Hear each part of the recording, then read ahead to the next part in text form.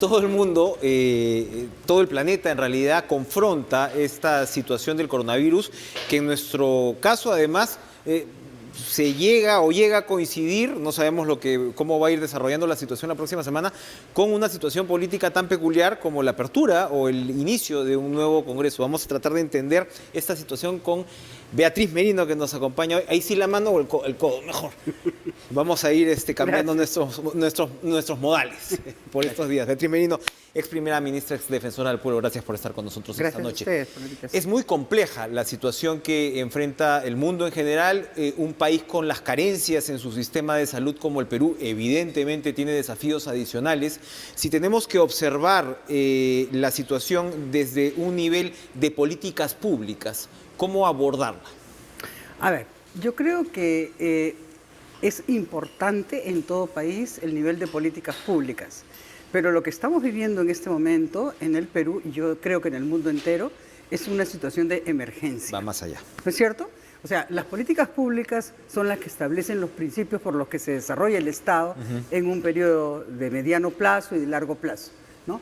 Pero en este momento en el Perú yo diría que tenemos una crisis de emergencia en lo que se refiere a pandemias, como el dengue, así es, como la tuberculosis, donde somos el quinto país en el mundo, ¿no es cierto?, en tuberculosis, y como lamentablemente también empezamos ya a tener el coronavirus, que me imagino va a tener un avance en los próximos días y semanas, como lo ha tenido en el mundo entero.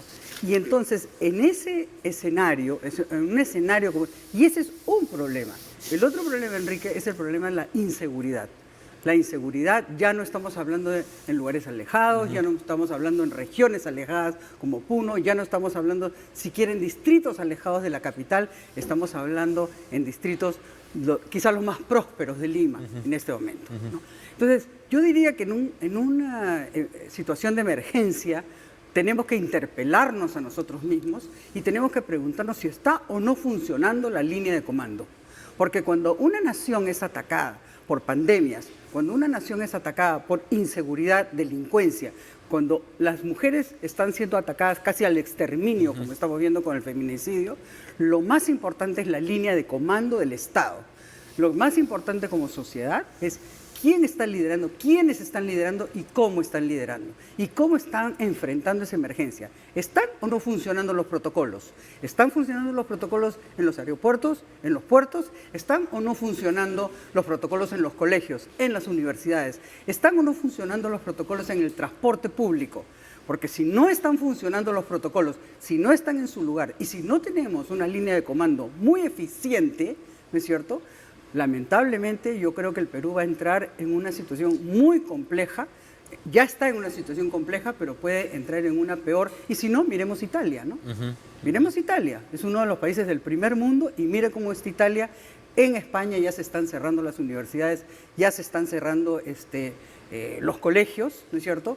En Madrid, por ejemplo, en los Estados Unidos. En los Estados Unidos, las universidades más importantes del mundo han prohibido, por ejemplo, reuniones de más de 100 personas. Clases presenciales, incluso en muchos casos. Y así es. Y, por ejemplo, la Universidad de Harvard, donde a mí me tocó graduarme, solamente permite reuniones de 100 personas. Ha sacado a todos los estudiantes de sus dormitorios, o sea, tienen que ir a sus casas y todas las clases son en línea. Ahora que habla de protocolos, bueno, la informalidad es nuestro peor enemigo, además, en una circunstancia como esta. Y no solo eso, sino que, bueno, lávese las manos. Yo escucho a los médicos en su desesperación, en su lucha, ¿no es cierto?, por lo que es el primer derecho del ser humano, que es el derecho a la vida. El primer derecho del ser humano es el derecho a la vida. Y entonces estamos nosotros hablando de lávese las manos y lávese. Bueno, yo pregunto, ¿y cuáles son las condiciones de salubridad? ¿Cómo estamos en acceso al agua, en acceso al alcantarillado en el Perú? ¿Estamos bien? No estamos bien. Estamos, en realidad, bastante mal. Entonces, ¿qué es lo que se necesita? Se necesita una línea de comando que organice a la sociedad. El pueblo peruano es un pueblo extraordinario. Es un pueblo de enorme sabiduría, es un pueblo de una resiliencia extraordinaria y estará dispuesto a organizarse incluso por grupos, por gente que vigile las casas en las noches, por gente que comparta agua, por gente que ayude a los niños. O sea, lo que se necesita es un liderazgo del comando desde el presidente de la República, pasando por el gabinete ministerial y las autoridades más importantes del país. A eso iba el concepto de liderazgo. Cuando usted me habla de la línea de comando, liderazgo, el presidente ha anunciado que mañana se van a dar a conocer nuevas medidas. Van a tener el Consejo de Ministros en la mañana. Me imagino que ya está en marcha efectivamente una batería de nuevas medidas.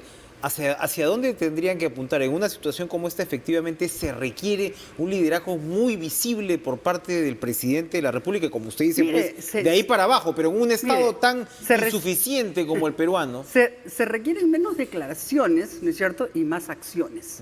Se requieren menos paseos, inauguraciones, y se requiere una línea de comando muy fina, ¿no?, que organice al Perú para enfrentar estas pandemias y para enfrentar la inseguridad y para enfrentar el tema de la mujer, que en este momento yo creo son los 3 problemas más críticos del Perú.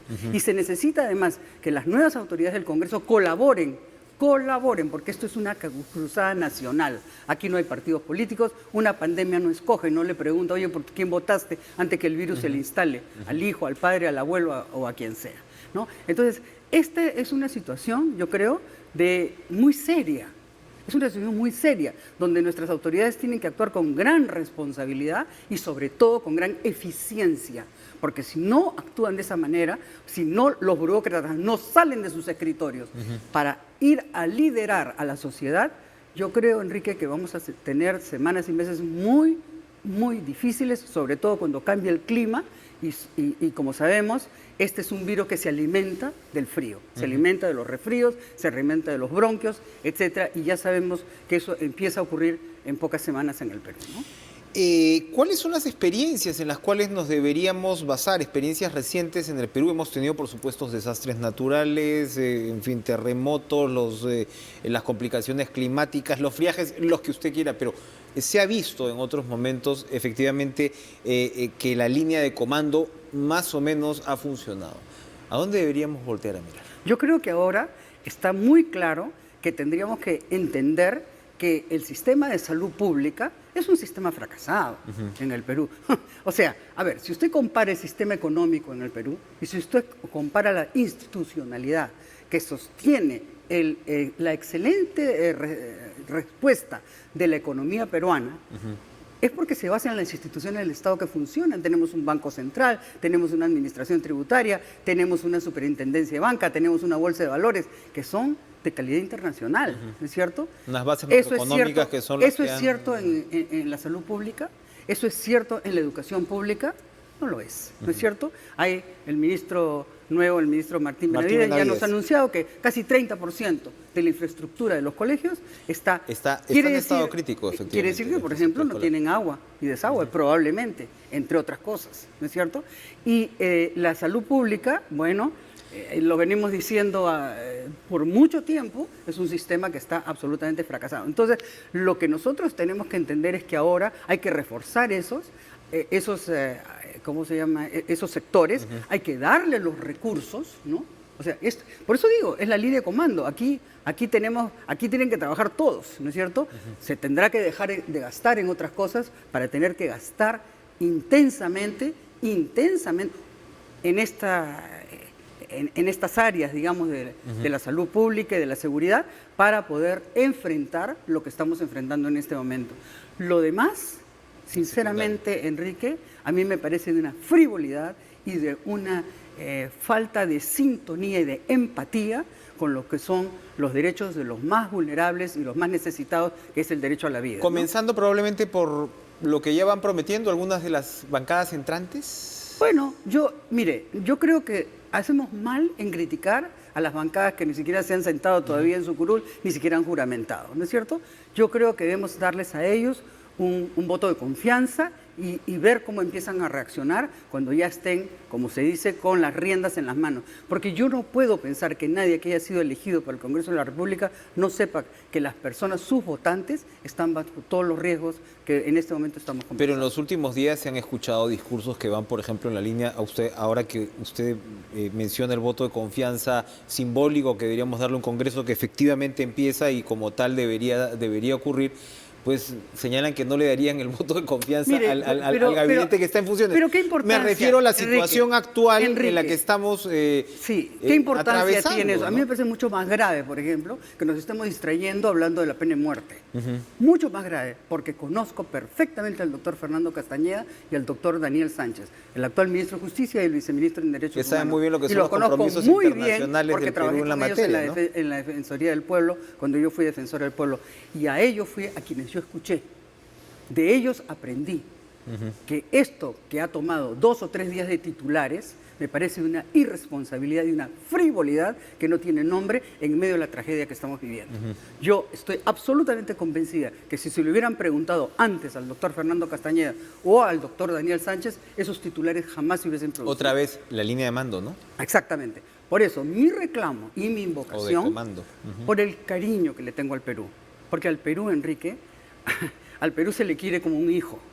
Y se le quiere como un hijo enfermo, o sea, se le quiere más, ¿no? Y yo tuve la oportunidad de ser privilegiada con poder servir a mi país durante 16 años en el servicio público. Hoy día soy presidente de la Universidad César Vallejo, una universidad privada, y hoy día estoy, digamos, en los ámbitos académicos. Pero ese cariño, esa pasión, ese compromiso, eso no se pierde jamás. Se debería, hablando de educación, ¿se debería postergar el inicio de las clases en septiembre? Bueno, yo creo que eso es una medida que va a tener que reflexionar muy bien, digamos, el gabinete, ¿no es cierto? Porque tendrán que tomarse las medidas. A mí me parece, por ejemplo, que en los mercados, o sea, en todos los lugares de aglomeración, en el transporte, ¿no es cierto? Se van a tener que, o sea, muchas personas tendrán que poder trabajar desde sus casas, pero como bien dicen, esas son una pequeña parte, Así es. una muy Los que pequeña pueden parte darse de esa oportunidad, de esa o ese oportunidad, lujo. ¿no es cierto? Entonces yo creo que tenemos que buscar soluciones que sean posibles en nuestro país, pero lo que no podemos tener es complacencia, lo que no podemos tener es frivolidad, lo que no podemos tener es ineficiencia. Y ese es el reclamo que yo creo que toda la sociedad le está haciendo hoy día a sus gobernantes. Usted está muy conectada efectivamente ahora con el sector privado, con los mercados internacionales. Esto puede ser también catastrófico en términos de la economía internacional e inevitablemente para la economía peruana. Y para el Perú, ¿no es cierto? Así Porque es. nosotros dependemos mucho de la exportación de nuestros minerales y hemos visto afectado el cobre por lo que está pasando Hablando en China. del estornudo en China, lo que Así puede es, pasar acá, así es. ¿no? Y entonces eso es, y todo eso se agrega, ¿no es cierto?, en un escenario donde tenemos, como sabemos, a un puñado de jóvenes jueces y jueces fiscales que están dando una batalla valiente, de coraje, frente a la corrupción. Porque además, Enrique, y lo quiero decir, porque lo he estado pensando, no hay una sola persona que haya reconocido su culpa, ni una sola persona que haya pedido perdón al país por lo que le hizo. Ni uno de los gobernantes, ni uno que yo recuerde, ha bajado la cabeza y ha dicho, lo siento, perdónenme, me equivoqué, lo hice mal y me arrepiento profundamente y por favor nunca nadie lo haga. ¿No? Todos en realidad han dicho, el resto sí, yo no. No, y Más o todos menos. baratamente, ¿no es cierto? Baratamente. Eso resulta que no hubo corrupción. Todo está en la fantasía de no sé quién, de los fiscales o de los jueces. No está en ninguna fantasía. Ellos están dando una batalla por nosotros. Ellos nos están defendiendo a nosotros de los delincuentes y los corruptos. Los enemigos son los delincuentes y los corruptos. Los enemigos no son ni los jueces ni los fiscales. Y eso tenemos que tenerlo bien claro. ¿Quiénes son los enemigos de la sociedad peruana en este momento? Los delincuentes, los corruptos. Y en este momento, además, estas pandemias de salud que nos afligen, como el dengue, que dicho sea de paso, es terrible lo que estamos viviendo. Vamos 22 muertos cuando el año pasado creo que fueron 4 o 5. Así es. Vamos 22 y muertos este virus comenzando el que tercer yo me mes. temo podría también afligirnos muchísimo. Tenemos un problema de inseguridad que ya es desbordado, ¿no es cierto? Desbordado. Y yo les pediría, ¿no?, a quienes están ahora en las altas autoridades, quienes piensen que no tienen los recursos, que no saben cómo resolverlo, mejor no estén, ¿no? Mejor dejen que otras personas que sí saben puedan estar donde están. Porque fíjese, una de las razones, Enrique, por las que el sistema económico funciona tan bien es porque al frente de esas instituciones están expertos. gente de gran experiencia, con méritos académicos y profesionales y muy, muy consolidada en sus profesiones. A nadie se le ocurre, ¿no es cierto?, poner un violinista a dirigir la SUNAT. A nadie se le ocurre. Que acaba de tener Pero cambio en las áreas en la sociales SUNAT, ¿no? sí tenemos una enorme improvisación, una enorme politización.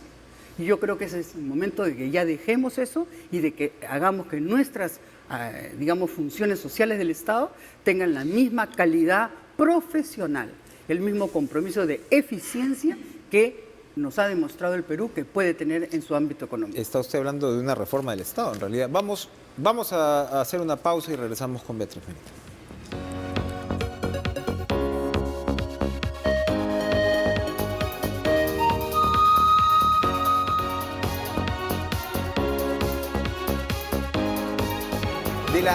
Beatriz Merino, de la capacidad de respuesta que podamos tener ante una situación como esta, también se va a determinar en buena medida nuestra temperatura social, probablemente. Conversábamos fuera de cámaras, muchos se preguntan qué pasó en Chile, ¿no? Chile, en realidad, pues lo que ha pasado en buena medida es un reclamo ante servicios insuficientes, incluso pues en una sociedad con una clase media más establecida, ¿no? Y demás, pero es realmente una protesta, ¿no?, a unos déficits públicos en realidad. Y hay quienes dicen, no, en el Perú eso no va a pasar por lo que quieras, por la informalidad, porque la gente no paga impuestos, porque situaciones como estas te llevan a pensar lo contrario. ¿Qué opina al respecto? A ver, lo que opino es que tenemos que evitarlo, ¿no es cierto? ¿Y cómo se evita? Se evita, por un lado, como dije, con acciones, con una línea de comando fuerte, bien establecida, con recursos económicos que fortalezcan esas capacidades y que esta burocracia inútil, ¿no es cierto?, salga a las calles a ganarse su sueldo, organizando a la sociedad para luchar contra la inseguridad. O sea, eso es lo que tenemos que hacer por un lado. Y por otro lado, además, con una mirada compasiva sobre el Perú, sobre quienes más nos necesitan, sobre quienes no tienen agua las 24 horas del día, como algunos sí tenemos, o no tienen alcantarillado, o sus hijos van horas en colegios, digamos, todos apretados, donde el virus se podría transmitir con gran facilidad, donde no pueden trabajar desde sus casas porque son informales que van a trabajar y ganan por día muchas veces, ¿es cierto? Para eso hay que tener un corazón muy grande, ¿eh? Hay que tener una compasión, hay que tener una mirada solidaria y una mirada de justicia. Y eso le sobra al pueblo peruano. Y yo le reclamo a sus gobernantes que les sobre a ellos también. No hablen de los temas, hagan de los temas, ¿no es cierto? Dejen que sus acciones hablen por ustedes. Dejen que sus acciones, cuando veamos menos mujeres muertas por feminicidio, entonces tenemos algo de qué hablar, ¿no es cierto? Yo creo que este momento es sin duda, para los especialistas, un momento de políticas públicas, pero es un momento de emergencia que precisamente se tiene que, yo diría, se tiene que enfrentar con el cerebro, ¿no es cierto?, con todo esto que he dicho de esta línea de comando, y también con el corazón.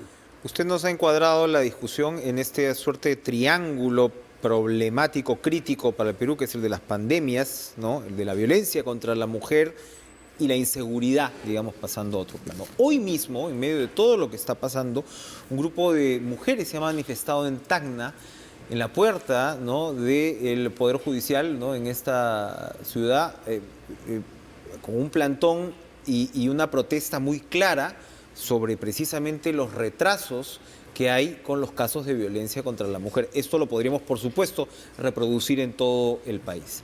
Acabamos de conmemorar, ¿no?, el Día Internacional de la Mujer en una situación crítica también. Así es. ¿Cuál es la ruta que se debería marcar ante esa situación? Bueno, tendrían que reaccionar las autoridades que están investidas por la Constitución, por las leyes y por los recursos que les entregan para enfrentar esto, ¿no? La verdad de las cosas, ¿no? Yo siento que hay ministerios que han colapsado en este tema.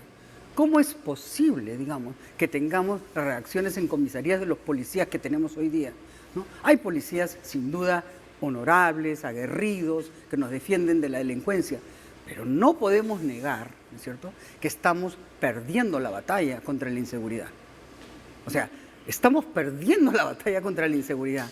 Estamos perdiendo la batalla en la violencia contra la mujer. Entonces, ¿qué están esperando? ¿Que se produzcan las manifestaciones masivas como en Chile? O sea, ¿recién entonces van a reaccionar?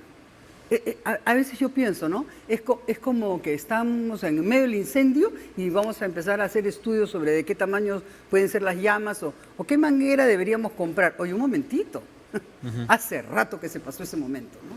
Hace rato que se pasó ese momento. Y ahora estamos en un momento que además se pone más delicado porque las pandemias de dengue, tuberculosis y ahora del coronavirus afectan la vida de los seres humanos y van lamentablemente a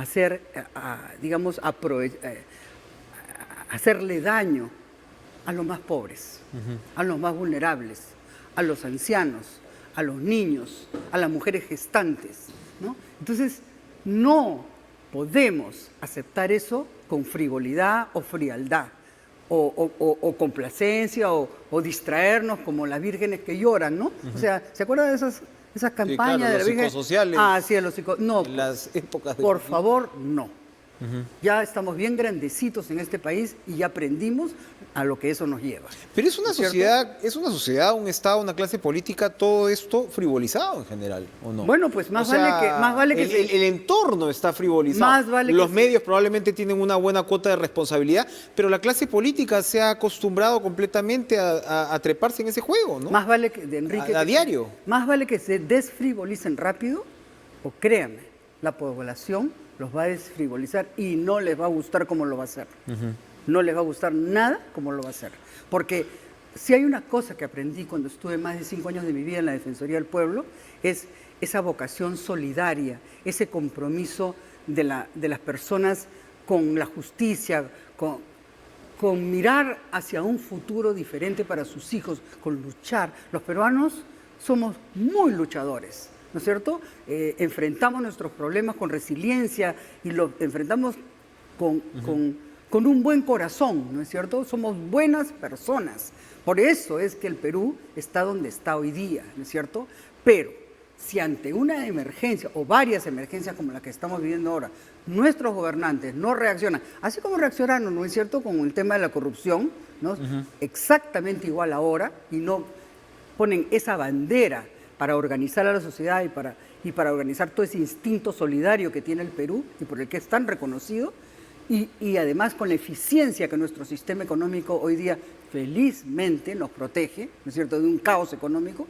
Entonces, yo creo que vamos a salir adelante, pero yo sí interpelo y reclamo a las autoridades porque yo no siento que esa línea de comando en este momento está funcionando. Desde ese punto de vista, volviendo un poco al principio de la conversación, ¿cuál debería ser la agenda que tendría que alentar el nuevo Congreso? Porque ahora mismo pues vamos ya a tener pues un Congreso instalado, la separación de poderes obviamente se tiene, ¿no?, otra vez que transmitir, que sentir en la sociedad, y usted decía que no hay espacio para frivolidades.